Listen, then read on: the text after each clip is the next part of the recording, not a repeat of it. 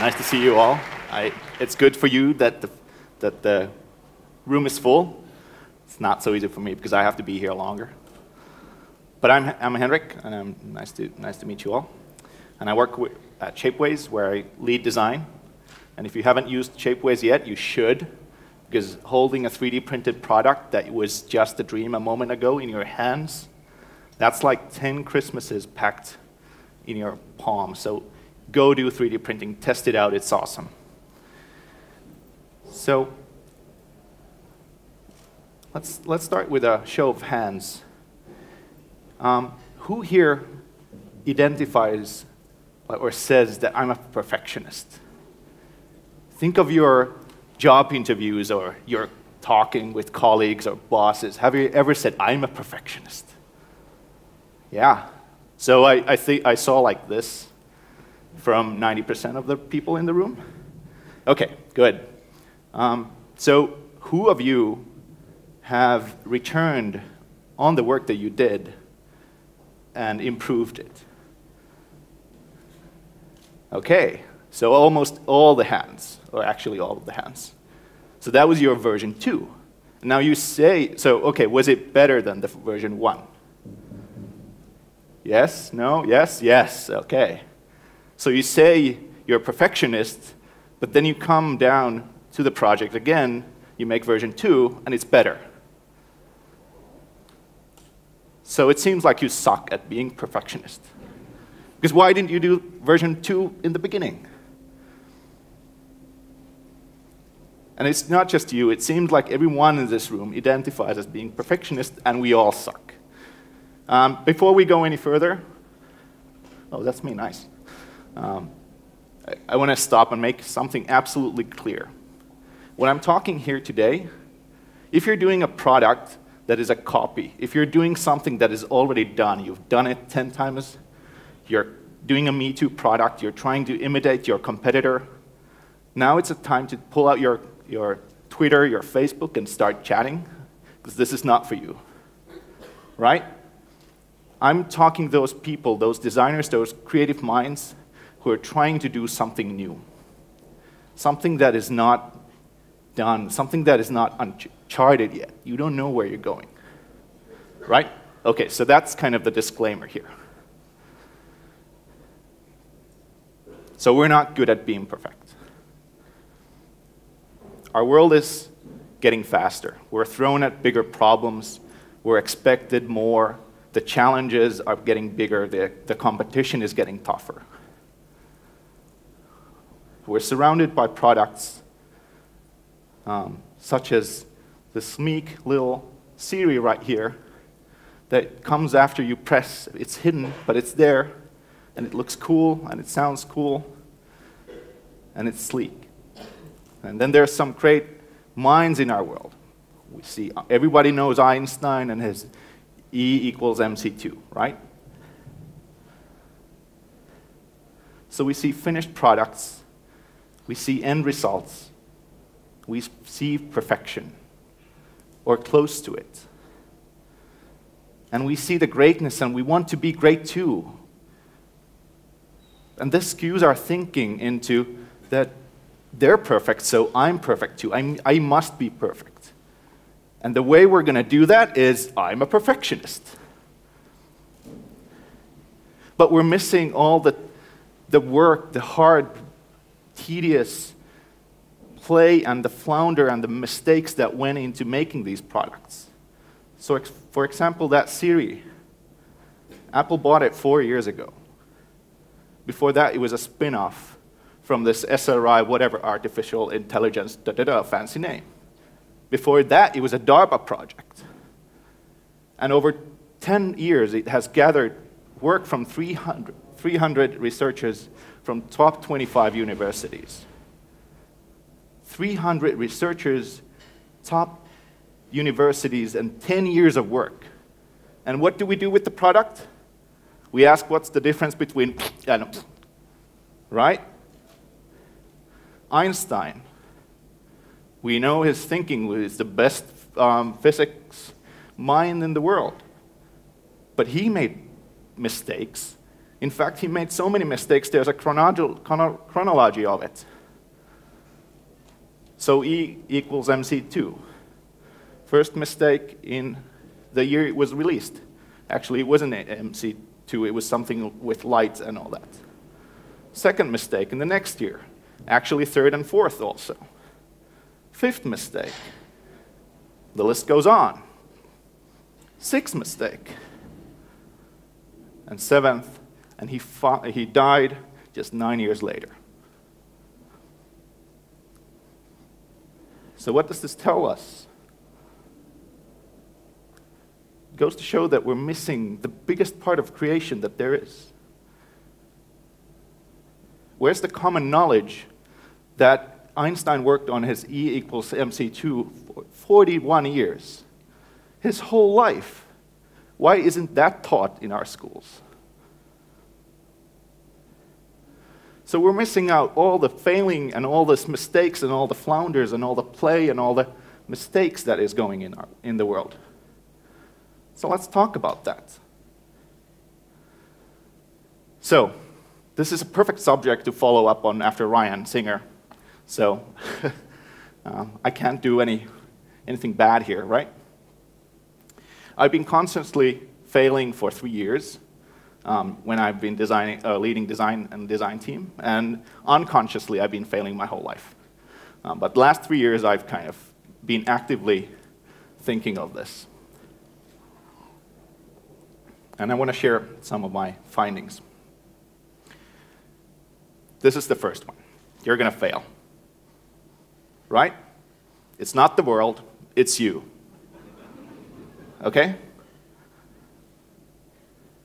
Now, what are you going to do about it? Bribe. Yes, prepare, learn from it. Was it bribe? I don't know.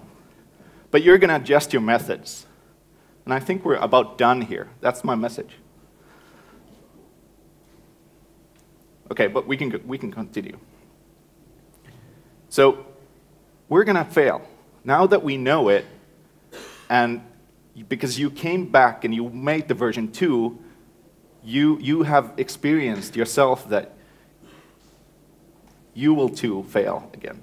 So let's embrace that. Let's turn that into our strength. So we can talk 3 things here: sanity, and how we can increase the quality and the amount of sanity, creativity, and results. So let's start with results. We're starting a project, we're sitting in a meeting room, and someone says, here's what we're going to do. Sound familiar? When someone says this, that's being implied that we know what we're going to do. And right there is the moment that we start to cheat ourselves, like we would know what we're going to do. And again, this is not for the banner ads thing. Like, this is when you're doing something new. But we don't see that we're starting to lie to ourselves. So we set the goals, we set the timeline, we set the workflow, we set the method, we set the checkpoints before we've even started. And often enough, our efforts turn out to be crap. So, because it turns out we didn't know what we're going to do. We didn't know what we wanted or what we want to achieve. But we agreed on something and we kind of stuck to that idea of this is what was agreed upon, so that's what happened. So here we are. Now, some of you are thinking, Agile. Yeah, that's part of the answer. But what I see happening and what I keep hearing is that everybody says we're doing Agile and everybody's doing a different thing. And there's actually nothing wrong if you ask me about that, but it becomes like we do it because we do it. It's easily lost the reason why Agile is done. What is this slide? We've got to remember that Agile is developers' tool. It's their way of pushing stuff out. Whereas movie makers have storyboards, or storytellers, or animatics, they create storyboards. Interaction designers do wireframes. Graphic designers do sketching. These are all tools to try to crank out the speed at which you do stuff or get stuff out. So this is a tool that you're kind of going and coming to the table and saying, I'm not sure what we're going to do. I have an idea. Let's test it out.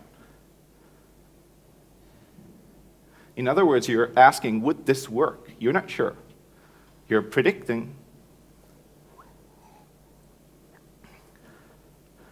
But isn't that like design? Isn't that what our profession is all about?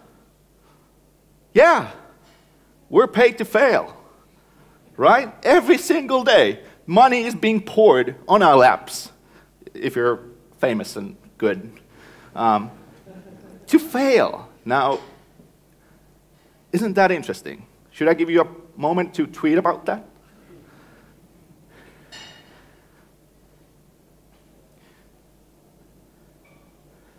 So I know that somewhere in your core you understand that it's a designer's job to find out what ideas don't work, and through that work arrive to one that doesn't. And the reason why it's so hard, it's not impossible at all, but the reason why it's quite painful to work with non-designers to make them into designers is that they have their first idea, and they think it's good.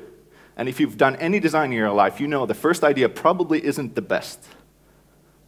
So don't stick with your first idea. That's the starting point, now move on. And if we look at any, like the most basic design process, is that first there's exploration. We do sketching, we look out for different ideas, then we start to validate. We prototype, we go out and user test. I'm sure you've seen this pyramid before. And before this pyramid comes the other pyramid for user research.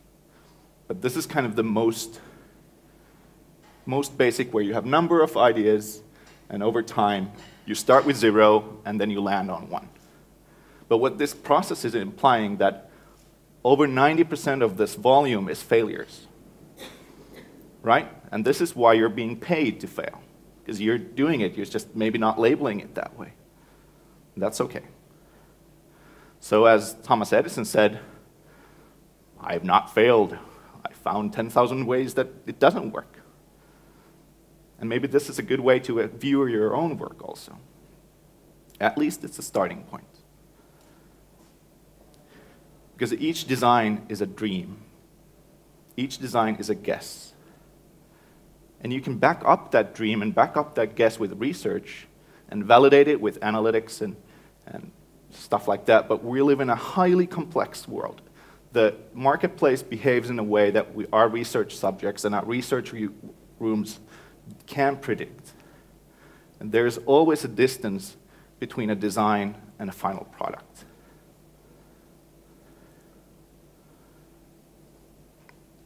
So we're here, a starting point, and then we have our dream.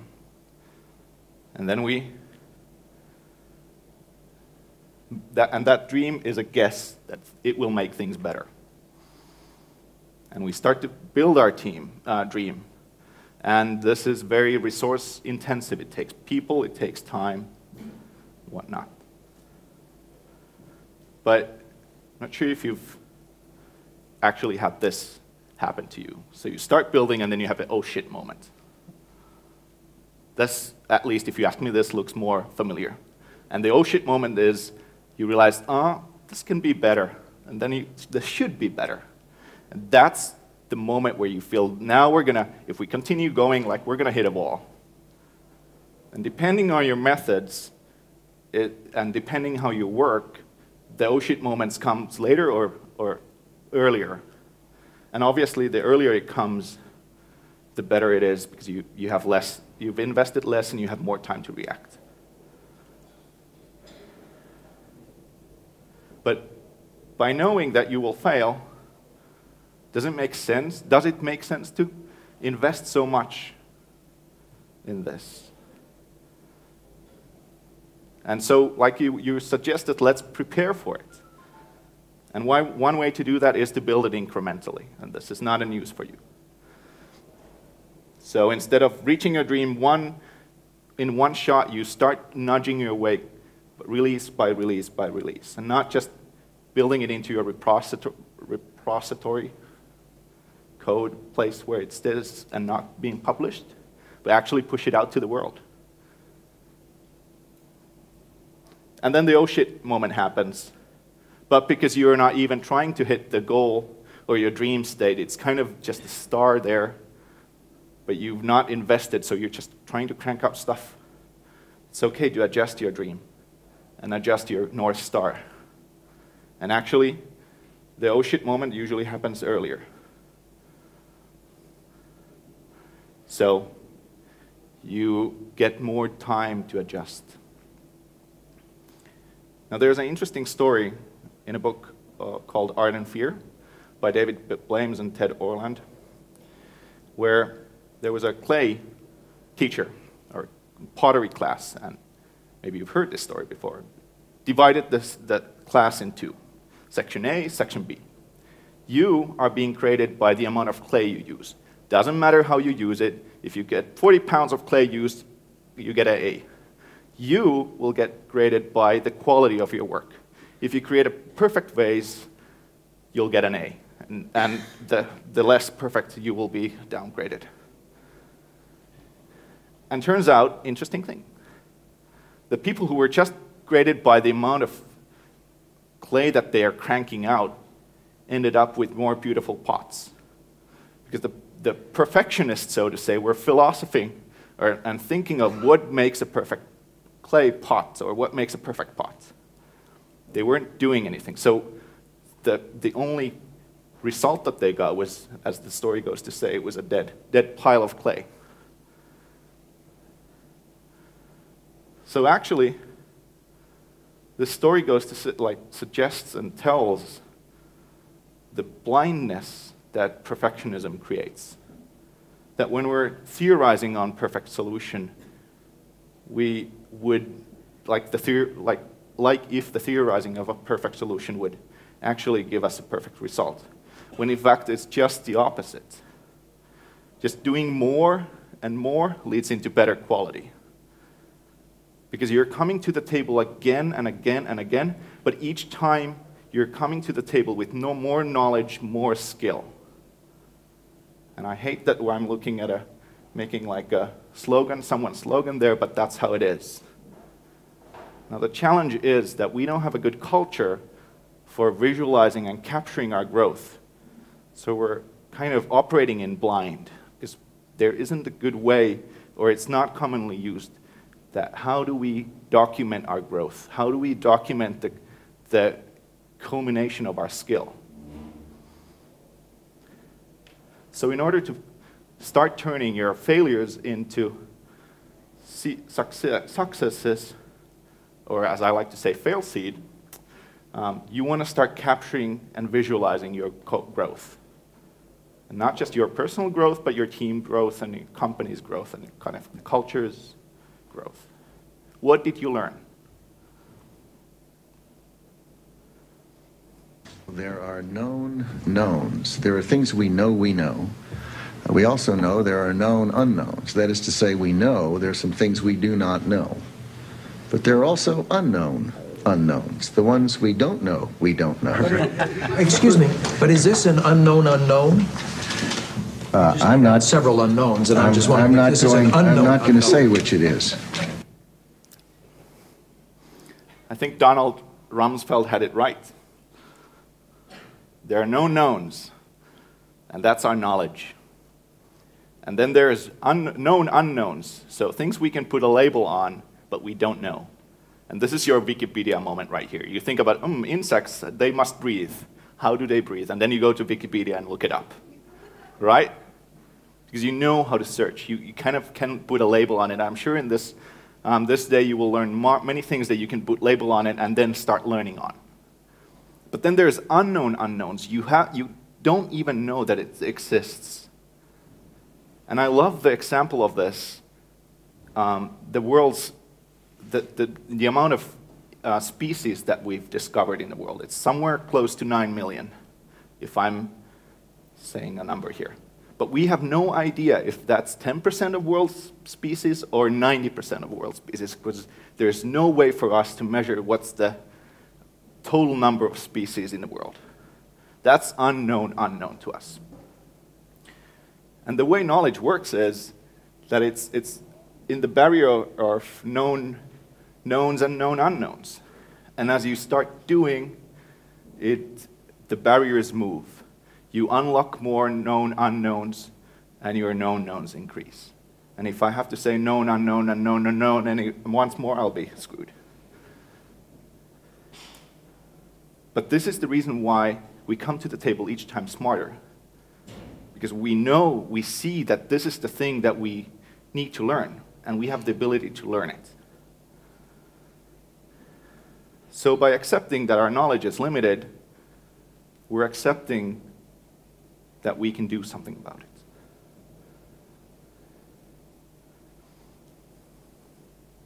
And we're also accepting that we don't know what we're doing, because we know that we know only this much, and not the whole piece. And that leads us to accepting that we will fail. Because there we start to look at our own behavior differently. We start to take responsibility of what happened and what has happened. And suddenly it starts to make sense that why it's not the world, it's you. It wasn't a condition that follows you. It just happened to be in that moment. And you had opportunities to change it. They were hard ones or easy ones, depends, but it's not a condition that you're locked into. It's just happened in that moment and in that space. And there's a wonderful book by Carol Dweck that tells that the way to grow mentally and is just to look at your brain when you encounter challenges and failures. Because that way you start to see that it's only momentarily, and you adopt this kind of growth mindset. So you just keep on getting more feedback of it. Look at how you felt, what you could have done differently, and you start to see where the failure started and where it ended. And you adopt this growth mindset, what the book calls, and this is what I'm trying to kind of preach you about also. When you have growth mindset, you build grit, because now you know that you have the ability to change stuff. You have the ability to do better. And you start to stay on the problem because you feel that you can change, you can do better, right? That leads to learning. And with learning, we finally reached mastery. And that's the ultimate skill that we want. So to Failceed, you want to fail early and you want to fail often. The earlier you fail, the cheaper it will be. And the more often you fail, the more learning you will get. So you should really set out yourself to learn. That's kind of the culmination point. Don't make a product with your team. Go and learn with your team. So here's one way to apply this thinking of, I'm going to fail. Who here has done user testing or user studies? Yes, you're great. 99.9%. I think I was the only one who didn't put my hand up. But yeah, I've done it. Isn't it crucial? Isn't it crushing? It's so important part of our work, but isn't it pain to watch these stupid users who don't know how to use our products? Right? Do you feel this, or is it just me alone? The Finnish loud moment of silence. It's crushing. And it's crushing because we want to be right. The design is our dream. It's our guess. We want it to work. And here we are testing it, and we're shown that we're wrong. And our dreams are actually failures. So that's where the pain becomes. So before Shapeways, I worked at Tinkercad, which was a startup, and we had unlimited amount of money to do user testing. So what we did was, at the end of the day, we would do constant deployment. We would update the service many times during the day. And at the end of the day, we would send out the service to the user testing. And come next morning, we would come to the office. We would have fresh videos of people using and speaking how they use the product. We would have the day to kind of fix it, work solutions, and at the end of the day, the cycle kind of started again.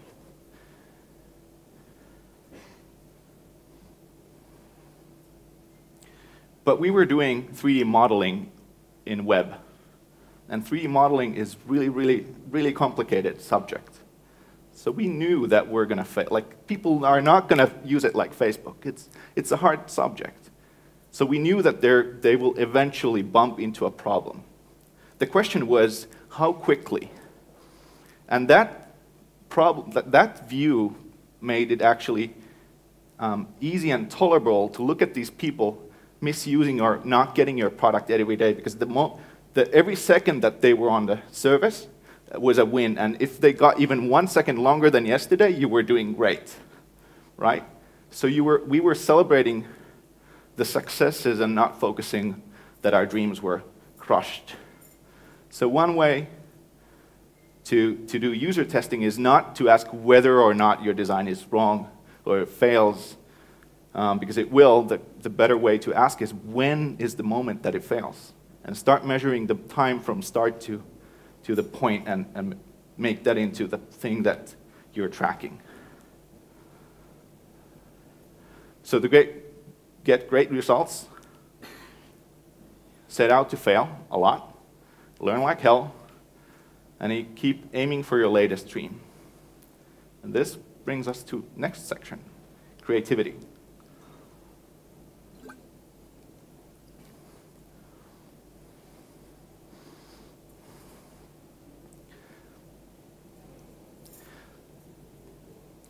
So, thinking back to the clay class example and the story, which group do you think had more fun? A, good answer. Why was that? They had freedom. Yes, they had freedom, they had safety. There wasn't a way that they could do wrong. They were gonna just, if they kept at it, they would get A. What we could say, what was happening was play. And if we look at our kids, if we look at animals and kittens and all that, they play to learn. And shit, they learn fast. Or they learn fast to shit, either way. But they're masters at play. And there's no denying the effects of how quickly we can learn when we play. And as we get older, we get more boring, we stop playing, we stop learning. That's me. But when we're in the play mode, we're able to explore. We're willing to go beyond boundaries. We're willing to test out stuff just because. There is no cost. Someone will lose, someone will win. All the time, everyone is having fun. And we learn. But to enable play, which leads us to creativity, we need to create a space and time where it's okay to fail.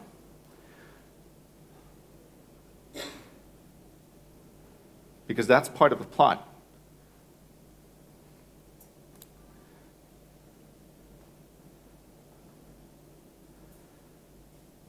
So create a space that is safe and play. And we have these teamwork exercises, we have brainstorming sessions, and we kind of do this every now and then, but somehow it always stays in that room and it doesn't follow us wherever we go. We come out of that workshop room and now we're boring again. Over there we were innovative and creative, and now we're boring. Why? So what I try to do is to make every hour and every step and every square foot of our work and for our design team the place where they are playing.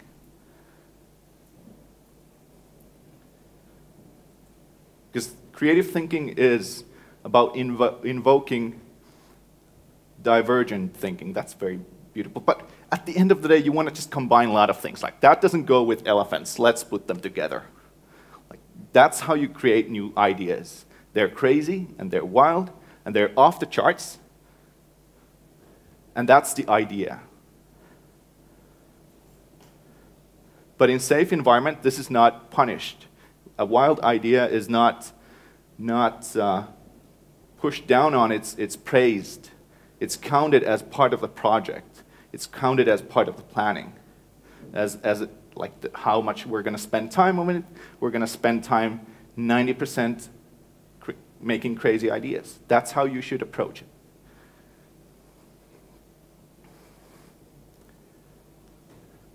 Because if you want to stand out in this marketplace, if you want to be different, you got to do different. That's the reason you were doing something new. You're trying to go to an uncharted territory. So don't try to do what everyone else is trying to do. And it's a scary thing, but have you ever gone to a haunted house? You know it's scary, and that's what makes it fun. You go there to be teased on purpose. And this time and day, we're less and less tied to one-time shots. We live in an era where we can, like, most of you are working on web, I'm sure. You can deploy your changes multiple times a day. If you're rigid, you deploy only once a week. We do apps for iPhone. They do now auto updates. I'm sure Android does it too. If you think about car manufacturers, they would be quite like stiff and big organizations, right? They update their products every year. So it's like computers. You never want to buy this year's model, right? You want to wait for the next one. Now with 3D printing is bringing the manufacturing and what we like to say, there's no tax on innovation because there is no investment. You can just create what you want, get it, look at it, almost make another version. Now it's good, and then ramp it up. So we live in a world where we can test and try new things. So let's have fun, let's play, because that way we are more creative.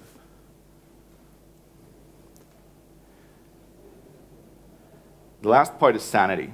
And we could maybe call this a spirit or mental health. Being in Finland, I think being sane is a good enough thing. We should not even try to read spirit. Staying sane is good enough. But you need to be at good mental health to be creative and to crank out good work.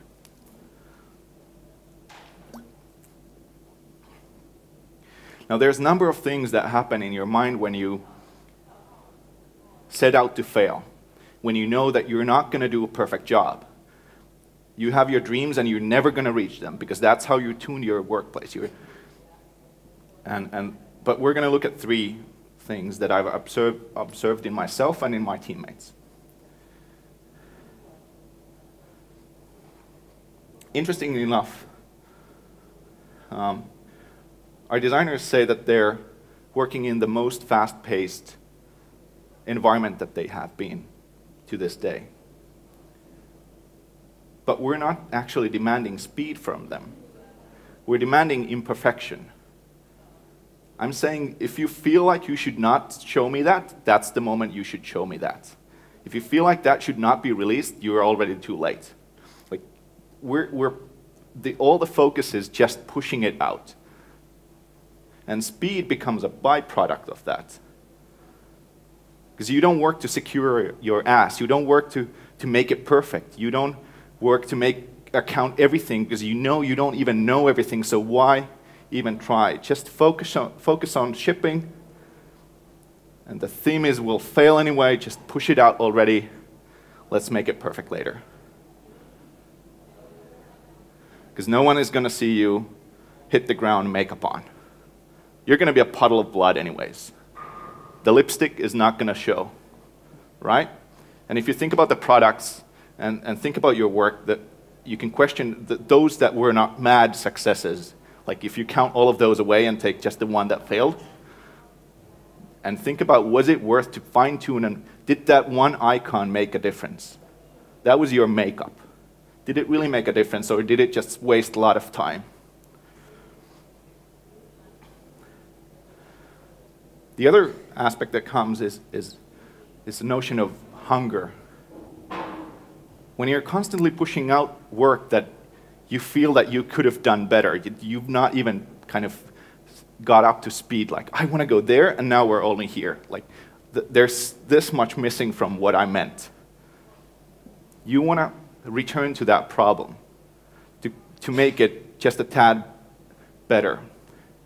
And that feeling is completely different from coming back to a project or a work that you felt that now it's perfect.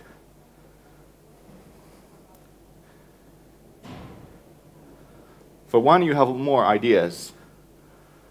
So as you build, your goal changes, like we talked before,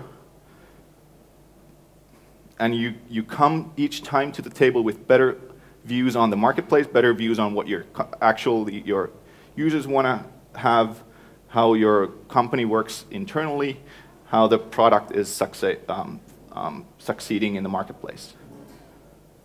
And you learn this, and instead of having that oh shit moment, you feel like, oh, now I have a good, because the North Star keeps changing there, but your views and your ideas also change, and you have this feeling of, I'm so good we didn't actually do that idea, that first idea, because it was crap. I have so much better idea now. And realizing this changes the way you start to feel about your imperfect work. When you notice that actually my ideas are constantly getting better, and we get to ship them all the time, that's the magic moment. And that's where you see your learning materializing. And that's what makes you hungry. So we'll fail anyway. Just push it out already. Let's make it perfect later. And the third and final one is being nimble. You become nimble. And if that word is new, it's basically just being kind of light and easy moving. So when you build this one huge effort, you invest mentally in it so much. You lock down yourself to that one, every single word, every single icon is perfect, just don't touch. And then you go to a meeting and you come out of it like, these idiots want to change it, our client is stupid, or our boss doesn't understand me, right? Have you had this moment ever? But if you're working in a startup, and if you're going into an uncharted territory, change is inevitable. In fact, kind of the definition of startup is that the company doesn't know what it's doing, or it's searching for its business model. It means that things are going to change. And being emotionally and mentally invested in some particular one choice is mentally very, very taxing. And actually, there's an entire religion based on this idea that people get pain from change, and how do we cope in it. And I think it should be mandatory for every designer to look into Buddhism, but that's another presentation. But when you have the idea that, nah, let's just do it. It wasn't even the best that I can do. I can do so much better. I was reaching for that, and we got only here. I'm good, let's do it. Let's do it better. So at the end, having an environment where you can fail, you can play, you can explore, you can make more, and you see your growth, not only just in you, but in your team, that keeps you relaxed. And that makes creation fun. And it might have been what this guy meant. So you will fail. And I can't wait to see what you're going to do. Thank you.